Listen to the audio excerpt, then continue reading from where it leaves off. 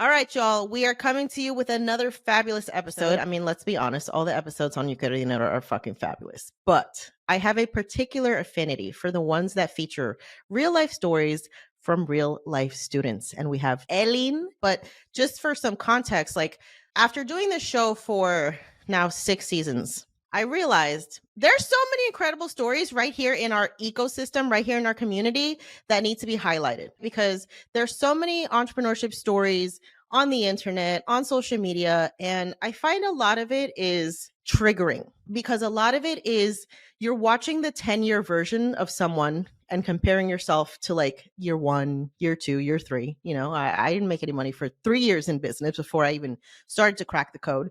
And so I feel like we need to come back to reality when it comes to understanding entrepreneurship, what the journey is like, understanding the good, the bad, and the ugly. And who better than the actual students that go through my freaking classes, right? I have my side hustle course, I have my blogging course. These are courses that are specifically targeted to people who've never done this before. And I think those stories are the ones that I find the most inspiring because you're watching people build from the beginning. And that's why I've invited these incredible people to be here today. Elin, tell us who you are and what you do. Yes, thank you so much. So I would define myself as an educator. I've been in the education system for over 18 years. And throughout that time and the frustration with just the system that the education system is, decided to start a business. And I am now what I call a school leader coach and consultant, and really work with the school leaders, the educational leaders that want to do the real work and want to disrupt the status quo. And within that time frame as well, my friend and I from high school, both educators, started a podcast so that we can uplift the voices of educators that just do not get the platform to talk about what it means to transform schools and to be in a system that oftentimes wants to suppress those that are trying to make real change. And I'm originally from Oakland, California. And I think a lot of my own experiences through the public school system really informed the way that I wanted to show up as an educator and now how I show up as a school leader coach. It also helps that I have, a little one that's about to enter the public school system as well. And so not only do I think about students that look like me and darker than me, like our Black and brown students, but I also think about, what is my kid going to enter and how will they be received when entering a system that oftentimes likes to look the other way or put people in boxes or labels. So yeah, I mean, there's a lot more. I'm a first generation college student. I'm the first in the family to receive not only one, but two masters. And I have my doctorate in educational leadership. So I also like to prove people wrong when trying to say, what do you know? Like, well, I spent a lot of time and money making sure that I can prove to you that not only do I know, I have the receipts to prove it. And so I am often, one that surprises people because I would define myself as being more of the quiet person. But that's through the observation that I really can speak up and prove what I'm seeing in the rooms that need to be heard, like when I need to be heard and when I need to say those things. So that's what I would say. She's a professional mic dropper. That's what I got from that whole introduction. That's fucking badass. Like, she's like, master's, doctorate, bitch, don't question me. I know what I'm talking about. And, I think it's so important for us to embrace how much we actually know, right? Like, we tend to discredit ourselves. I think, especially as like first gen, if people of color, there's this idea that like, don't speak up, don't make people feel intimidated. And it's just like, first of all, if you don't speak up as a business owner, you're not paying your bills. Because if nobody knows what you're doing and what you have to stand for and what you have to say, nobody's going to support you. So I think part of what I love about the whole journey of entrepreneurship is like all the personal development that happens. Like, you have to own your story. You have to get very fucking comfortable talking about that shit all the time. That's my rant on that. Okay. So I want to do like the backstory. I want to backtrack, right? Because every founder has their origin story. Every founder has their like moment where they identify there's a problem here in the world and I am going to be the one to fix it. And so, Elin, take us back to that moment for you where you were just like, I am so sick and tired of the shit that I'm seeing and I need to show up in a different way. And that's going to require me to put myself out there as an entrepreneur. Wow. I mean, that can go all the way back into my own K-12 experience.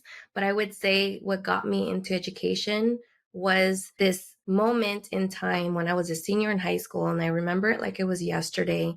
And my high school counselor was not giving me any college counseling or any type of support in applying straight to college. Mind you, I went to a public high school in Oakland, California. I'm Latina. And there was just a lot of gatekeeping that was happening in counseling, still to this day, but not as much. But then it was more just like, yeah, I don't need to waste my time on giving you information to fill out a college application or ask you what your goals are. The question that was asked to me was, what are you going to do for work when you graduate? And I was raised in a household where college wasn't an option. It was, you are going to college, it's just a matter of where. That was instilled in me at a very, very young age. And so it was very confusing and upsetting to me. If it wasn't for the college outreach counselor that was right next door, if it wasn't for her overhearing the conversation and pulling me in and saying, yo, I'm gonna help you. You wanna go to college? Let me just walk you through a couple steps. You're not in my program, but that's messed up. And it was that moment where I said, I don't want any students that identify differently than the majority to ever feel like they had no options or were not given the information to really think through what their options are. So that's what led me to becoming a school counselor. I spent several years doing that. And again, feeling like I wasn't able to do enough. There were barriers, there were administrators, there were lots of people saying what we couldn't do and didn't want to try to problem solve things that we could do. So that's when I'm like, okay, I'm going to become an administrator. So I went back to school, got that second master's to become a school administrator. And I went back to the high school that I graduated from to become an assistant principal. And at that time, they had removed all of the school counselors because of problematic complaints. And so it was happening for many, many years. So I entered a high school as an administrator with no counseling department. I was able to rebuild that counseling department in a way that was really meant to support our students of color with the options that they have. And through that, like being a school administrator for 5 years, it was hard work. It's very hard work. I don't think people really understand how hard it is to be an educator and how hard it is to move systems. So at that time, realizing like I am a young administrator of color, and I'm not receiving the support that I need. I was burning out. I was an administrator for 5 years and I burnt out fast. I was really working long hours, was trying to push different systems through, really questioning a lot, not getting a lot of fans, but at the same time, supporters. And at that point, it was through conversations with one of my, really good friends that I went to high school with. We both went to college together. We both worked at that high school together because that's the high school we went to. We were always having like those happy hour conversations, always kind of confiding in one another, venting to one another, leaning on one another. And it wasn't until we left that high school and said, we're not doing this anymore, we're going to go to other high schools to be administrators, that people kept asking us for help. They kept calling us saying, like, hey, how'd you do this? Or, hey, can you walk us through that? Or, like, we really appreciated the way you approached this. We need to understand that a little bit better because we want to keep doing it here. And both of us were like, wait a minute, we're helping y'all for free? Like, that's what we spent really long hours and a lot of our brain power. And a lot of money because all those damn degrees. Okay. Right. I don't think we equate that, right? And so I was like, her and I were like, dude, we need to like start a business. So we filed an LLC, over 5 years ago, kind of started to figure things out. We started first with like consulting and doing some kind of consulting work here and there with schools we used to work with. But it honestly wasn't until I started listening to your podcast, Janice, Yo Quiero Dinero, that I'm like, man, I want to start a podcast. Because quite honestly, like I was searching personal finance, Latinas, like trying to find that I like, someone I can identify with because I really was starting from scratch. I didn't know and I wanted to kind of connect. So it was like, man, and through that, I'm like, I want to start a podcast because I don't find anything for educators like that. So I started with the podcast and her and I would record and have those conversations that we were having naturally and bring on people that we wanted people to learn from. And it was through that, through your courses, and really trying to figure out like, what am I actually trying to do? Do I want to consult people on how to do things? Or do I want to like really foster and establish leadership styles and empower leaders to continue doing transformational work? And that's when we did a pivot and said, yeah, we'll do some consulting here and there because we're good at some things. But we really wanted to work with school leaders and coach them in their leadership so that they feel like they're empowered to push back on those things that we're often told not to. And we've been doing that for a few years. And I'm quite proud and impressed of how much we've actually been able to make, but not so much like, yes, it's the money, but at the same time, just the amount of districts that we've been able to get into and the leaders that we've been able to impact, because that means there's several schools and hundreds and thousands of students that are being impacted by the work that we're doing.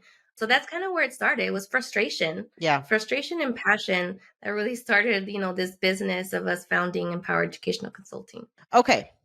So you discover the podcast, you discover the program. What is it specifically about my stuff that like made you want to work with me? Because obviously I'm not the only person who's out here like doing this stuff. What is it about you that resonated with like what we're building here? You always kept it real. I mean, I've like, I've seen enough. I've been on like social media enough. I also think that I was a point where I didn't want to be filled with the fluff or kind of like get blown smoke, if that makes sense. Like, I really wanted someone that was just gonna like really tell me in that moment, like the steps that I needed to take. Cause I was like, I need to kind of jump through some steps. Like, I know, I have an idea, like I'm already in this business, but I'm not really sure what to do with it. We were in the red at that time, and like we're like I was ready to really like, call it quits.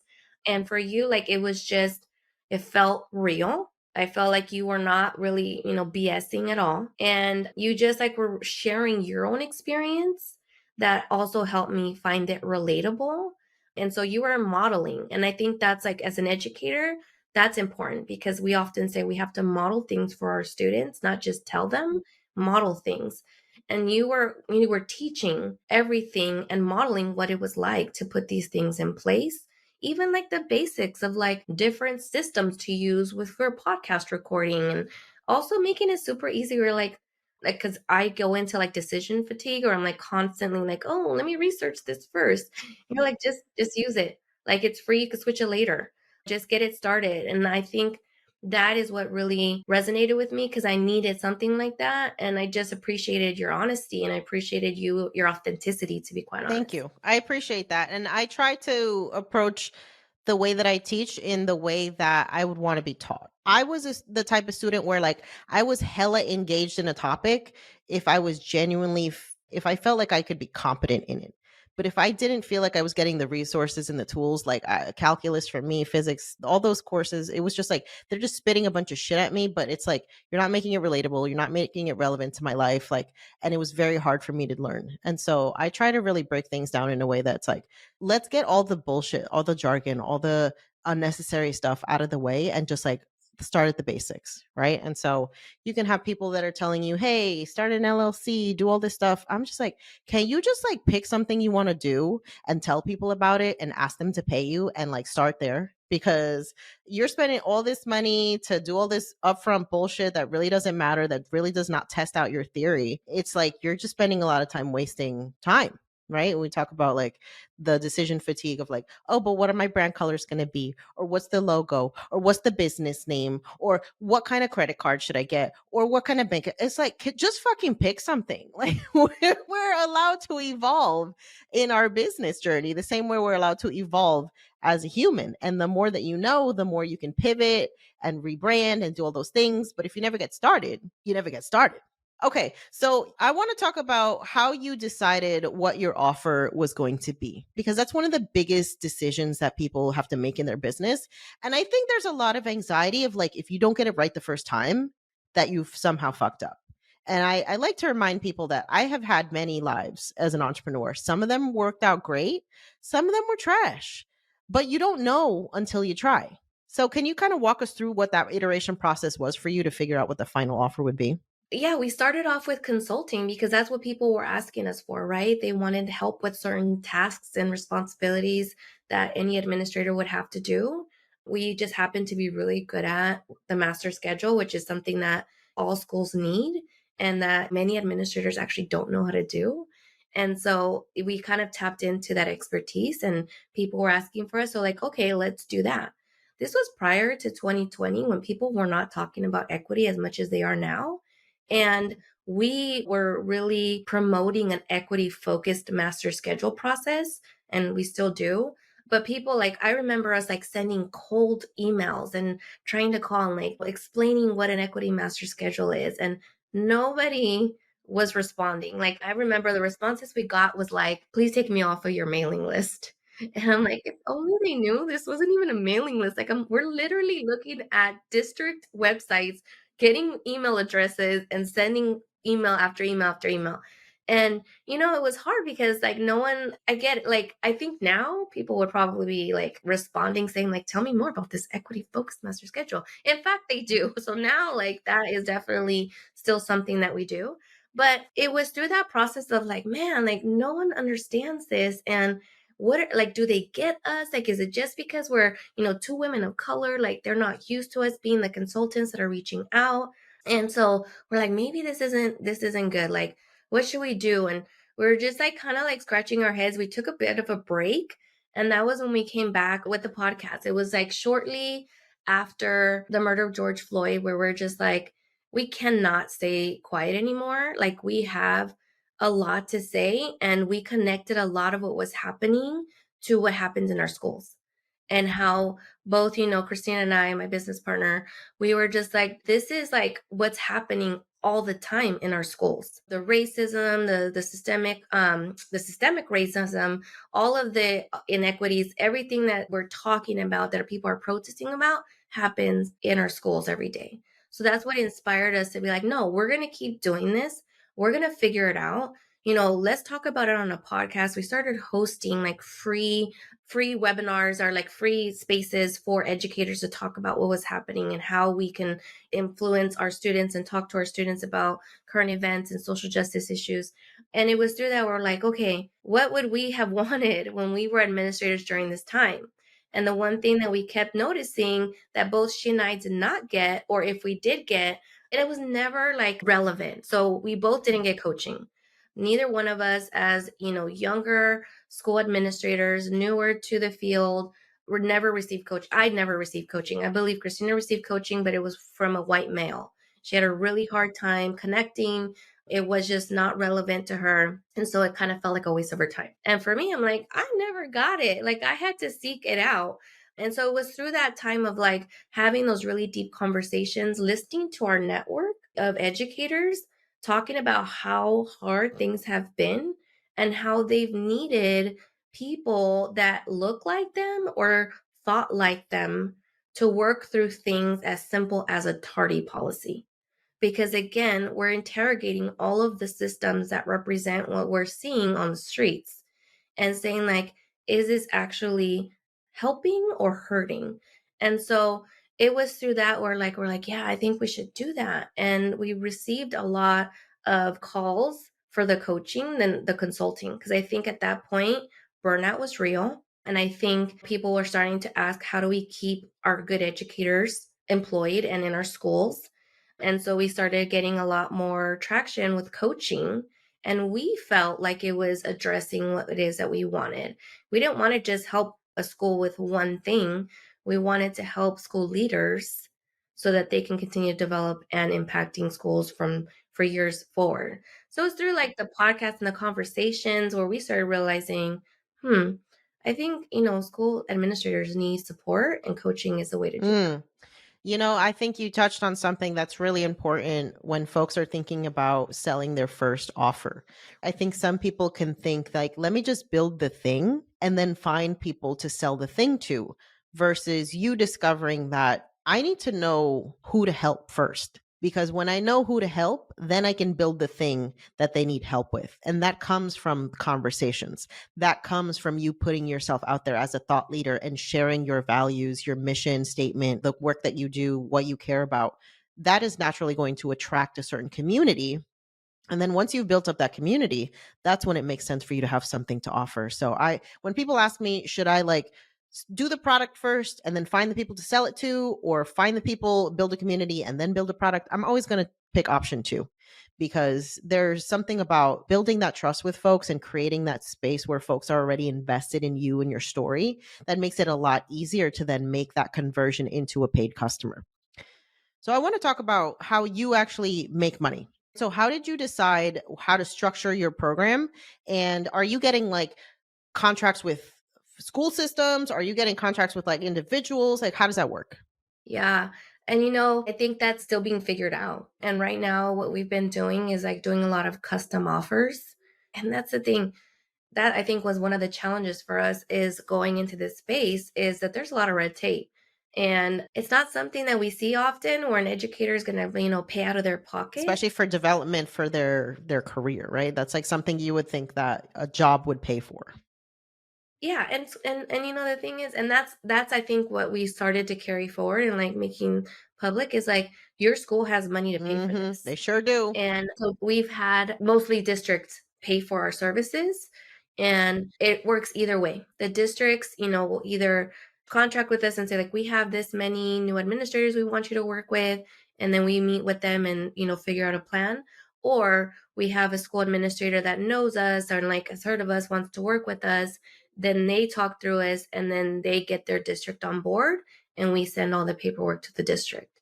And so it's been a mix. And, something that you've said that really like has stuck with me and has really kind of helped me through this process of like not just building the product, but building the community. It's like, doesn't the community doesn't also have to just be on social media. Like we have a huge community, a network of educators that have worked with us, that know what we can do. And so we've been like really trying to nurture the network we have and staying in touch with people and checking in with our fellow colleagues and sending those emails out.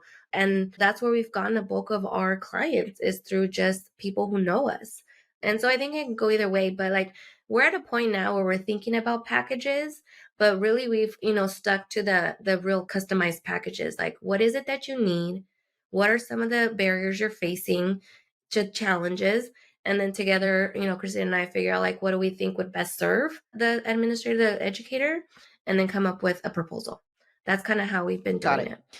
Can you walk us through a little bit of your thought process through pricing too? Because people have no idea like how to convert this whole like I make X amount of money per hour at a job. Like what does that translate to as an entrepreneur? That was hard. Again, we're educators, we don't get paid well.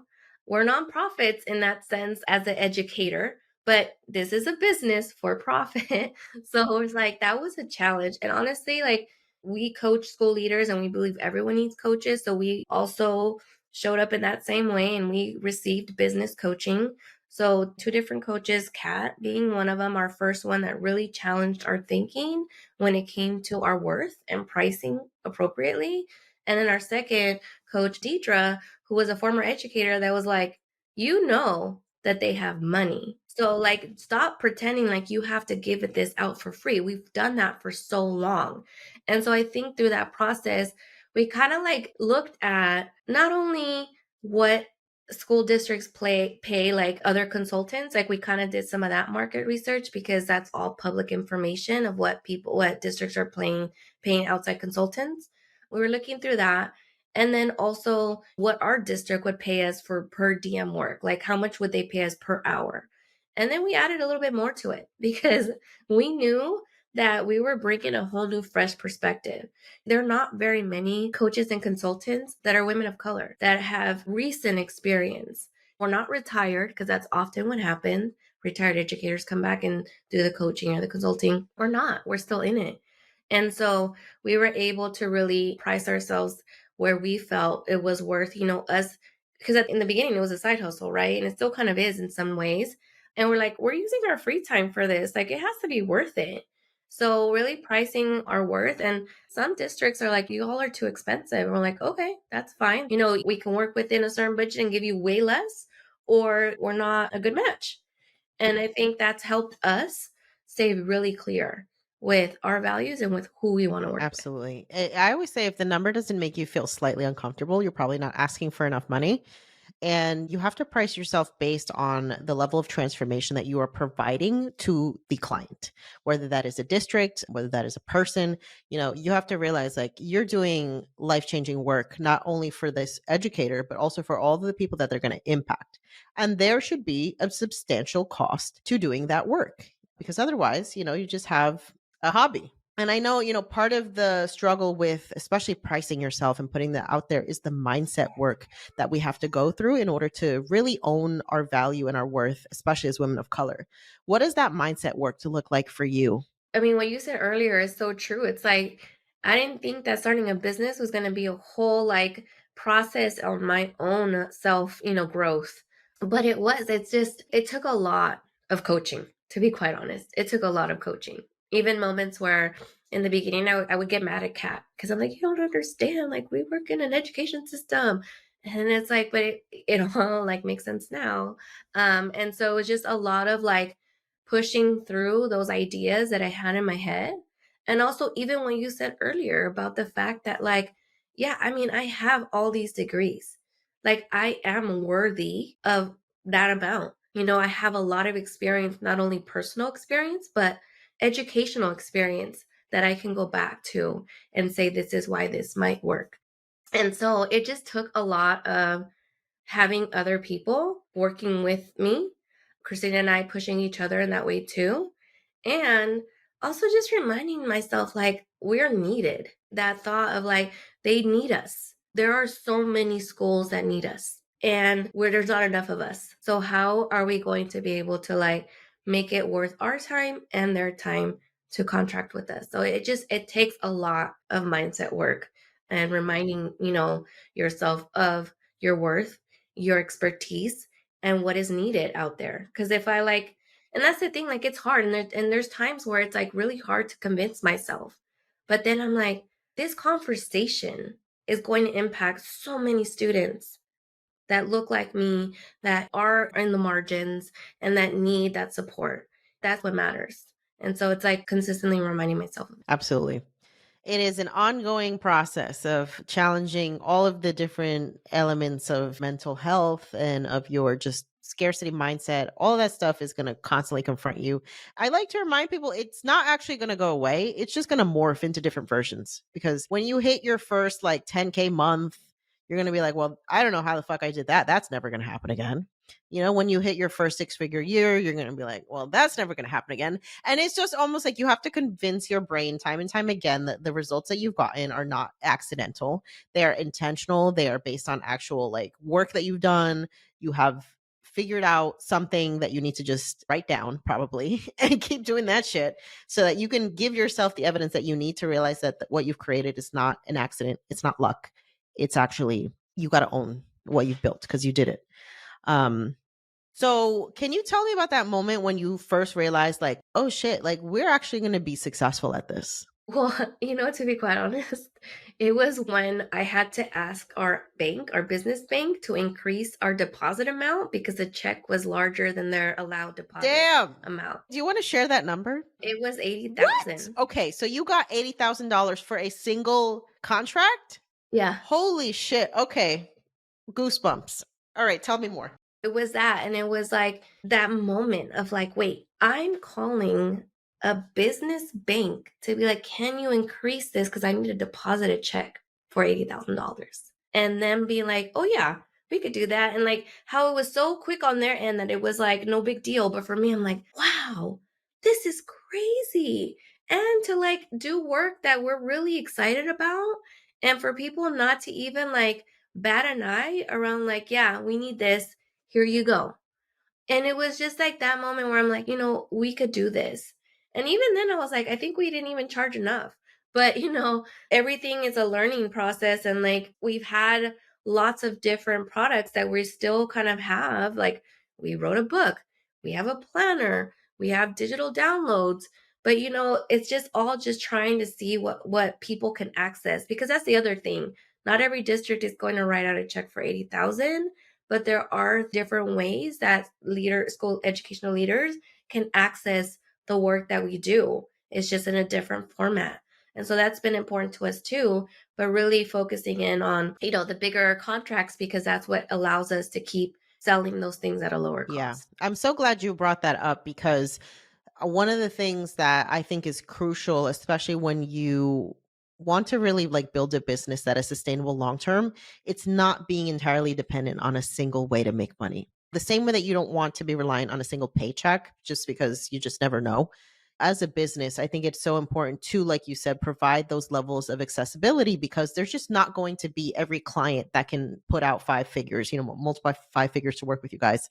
And so having that access in different price points really allows you to serve more without necessarily having to give more of yourself. Because that's the thing too. We don't want to create a bunch of different offers that still require you to show up and pour everything in. Like with a book, that's up to that person to read. With a course, it's up to that person to watch or whatever. And but it still allows folks to enter your ecosystem in the way that they can. So I love that approach. Tell me what the biggest obstacle has been for you in this journey, right? Because it's not all fun and games. It's along the lines of like that mindset. One of the biggest obstacles is mindset. And I say that even before time, because time was obviously an obstacle, but I think the mindset is what also limits your time, because then you think that you can't accomplish anything in the short amount that you have. So it's really just been about convincing myself or continuing to do that work, like especially when things get hard, and not just hard with the business, but life is life, like I got a kid, they're young, and there's lots of things that come with raising a toddler. I'm married, and so like there's things that come up too in marriage, and living in California, it's not cheap, and so there's lots of conversations around what is worth our time and what should we be working on or spending money on. And so I really think that it goes back to the mindset of like there was moments where I'm like, ugh, we're not getting any traction, or is this really going to work out? It's a lot to do on top of the 9 to 5. It starts wearing down on you. And so it's like moments of like, maybe I should give this up. Maybe it's just too much. But it was like working through kind of those thoughts, and like a lot of the work that the coaches have told us, thanks to Kat and Deidre again, it's like reminding yourself why you're doing this and what's it for? What is the mission and vision of our business? And that's something that we ground ourselves in a lot and review it a lot, because that's what we want our school leaders to do. So we, definitely walk the walk. And so we're not here to say that it's easy. It's not easy, working in schools. And so with everything, I think it has to do a lot with that mindset and that support, and like identifying what those support systems are, so that you can either lean on them when you need to, or say, not right now, not yet. I got this. And like still have those people around you, because they're going to help you also point out some of those mindset flaws, but also kind of uplift the mindset that you need to have and remind you of all of the things you've accomplished.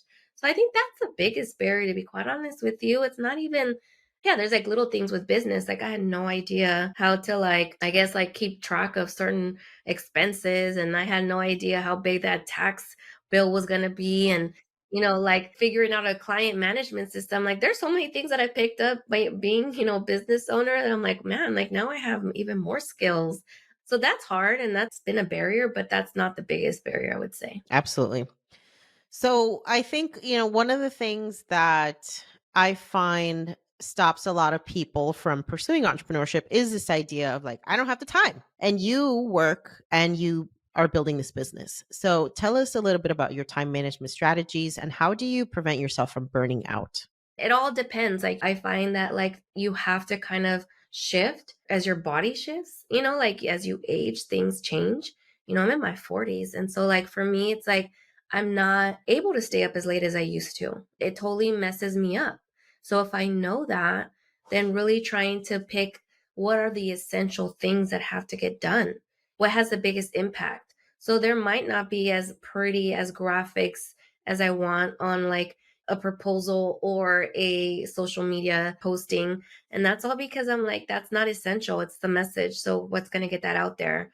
It's also kind of helped on that decision fatigue, because like when you have less time, you're just like, I got to get this out there. So like, I think of like this sticker from the Passion Planner from their founder. It's like, and this is said in so many different ways, but it's like progress, like not perfection. Like I'm not trying, like I think I was always trying to seek the perfection and was quite a bit of a perfectionist, but now realizing like especially with so many demands on time, it's about progress and accepting that. So it goes hand in hand with the mindset of saying like this may not look like this perfect polished thing to me, but it might to someone else, and at least it's getting out there. and I'm making progress towards the goals that I have. And depending on your situation, before I used to wake up super early and get work done before my kid woke up. And that was when I was able to. Those were pandemic times when we were home all the time. So it made sense that I could do 2, 3 hours in the morning and then have the rest of the day. Now I fit it in like after bedtime for like an hour and get as much as I can done. Sometimes it doesn't and it waits till the weekend. As long as, again, like I know what's essential, that's really kind of how I manage things. And also, it kind of helps that my 9 to 5 is connected to like the business. And so a lot of my content will come from like the day to day stuff that I have going on, as any educator would, but it keeps me relevant. And so I'm able to like bring some of those things in and put it into different packages or different, assets, I guess, to like put it out there to our community of educational leaders. So I don't know, like some people work well with like 15 minutes at a time. Some people don't. And so take those 15 minutes to do absolutely nothing to recharge when you do have an hour. I think it's identifying what works for you. And I think that's what's helped me is to let go of the guilt and say, like, this is what works for me. And I can get this much in and it's going to look this way. It's not crappy because I don't settle for crappy, but it's going to be good enough. And it also takes a lot of therapy and it takes a lot of like support, like I said, and like really trying to dig through and like what is the actual goal and not what is like all the fluff, like, which is why I connected with you so well. It's like, what is the thing? Let's do it. Absolutely. I always like to call them those high return on investment activities. You need to identify what those things are, what is going to bring money to your bottom line, what is going to help you accomplish the next business goal, all of this other bullshit. You either got to outsource it to a software, to a person, or just take it off the list because it doesn't fucking matter. It's not doing anything for you, but exhausting you.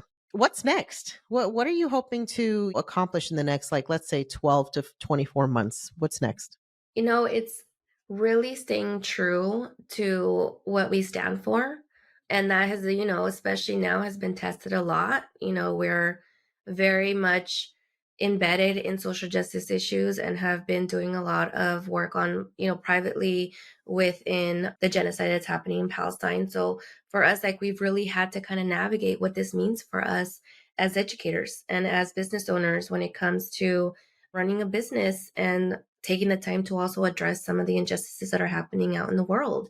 And so we're okay with slowing some things down if we need to really stay true to our values and support those that we work with and also support activists and things that are different organizations that are doing the work that we can't always do. And so that might mean like slowing down just a little bit, but really sticking to what we're about. Like, so the coaching of the school leaders, working with the educators that want our messaging, that want our leadership. Really giving more attention to the lower ticket items just for now so that people know how to access it because people want to hear from us and they want to work with us, but we may not have the same bandwidth to take on more clients. And so paying more attention to that. Christina and I are also doing more presentations. We're going out and going to different conferences with educators and presenting on these things so that those who don't listen to our podcast can still hear what we're doing to a whole new, so expanding our audience really and getting out there through different professional organizations so that we can build a bigger community. I think this year, the next 12, 24 months is really, again, building an even bigger community, a bigger network, because we're noticing more and more how educators feel burnt out, feel silenced, especially during this time. And we want to provide a space for them to really explore that voice and feel like they have the power behind them to share that and to stand up for the students that need that and for the causes that need it. So it's going to look a little bit different, to be quite honest with you, but we're excited for it because that's what we need to do right now. And that's the beauty of like being very true and authentic to our values. I love that. And it's you never really think about like how folks, especially like in your profession, have to navigate all the shit that's going on in the world and then be almost that guide to kids to like, how do we deal with this? How do we navigate this? I mean, we saw that with like the George Floyd murder. We're seeing that now with the Palestine and Israel conflict. It's like, how do we create citizens who are aware and who are empowered to ask the questions and to question the systems. And I feel like our educators are really the front line of that conversation. So I think the work that you're doing is so incredible. It's so inspiring to see like all of the different businesses that come out of my program. Like I never realized just like how many different worlds we could impact with this information. And so I want to know from you, for somebody who's considering signing up for this program, whether it's a side hustle course, I know you've taken the blog course as well. Like what would you say to them to kind of get them off the fence? Honestly, there should be no question because I still learn from it. What was it, like 2021, 20, like I feel like I'm still learning from it. Not just the content that you continue to put out there because it's helpful to go get a refresh, but then you add things to it. So it's also great to like go back and be like, "Oh yeah, let me see what she has to say about this now." So it's that I keep learning from it, but it's not just the content. It's also learning from others that are in the program and what you see, being shared in the Facebook groups or any of the platforms that you've put out there for us to communicate with each other. I've learned from them. I learned from their journeys as well. I mean, Charlie, I learned from their journey just from seeing everything that they post and where they started to where they're at now. Like, it's just so many of the students from the first cohort and even from the following cohorts, I'm still like really learning from. And I feel like there's more of a community for me too, where I feel less alone as a business owner and feel like, because again, I don't have family like that I can always talk to about this. And so it creates not just you learning the content and feeling more confident and all of the little layers that it takes to be a business owner or to even build a blog. It also creates that network for you where it's like, you could put out a question out there and regardless of the field or their niche, it's like it all applies. There's so much I could take away from what Charlie puts out there and vice versa. And so I think like if anyone's questioning whether or not like it shouldn't be a question, you're going to continue to learn from it years and years on end. And not only are you going to take away what you could read and watch and hear, you're going to also see different